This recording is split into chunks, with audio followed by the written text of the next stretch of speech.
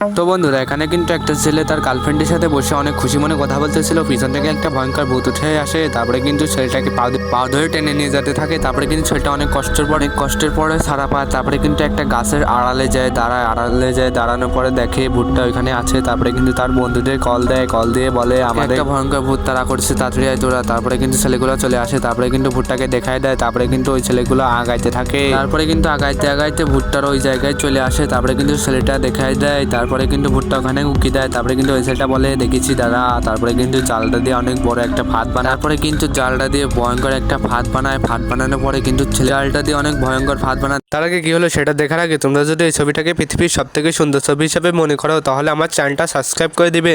তাহলে আমি মনে করবো তোমরা এই ছবিটাকে পৃথিবীর সব থেকে সুন্দর ছবি হিসাবে মনে করো না। তারপরে কিন্তু আইডে মারে। তারপরে কিন্তু ওই ভয়ঙ্কর ভুট্টা ছেলেগুলোর ফাঁদে আটকে যায়। তারপরে কিন্তু ছেলেগুলো অনেক কষ্ট করে ভুট্টাকে উঠানোর পরে কিন্তু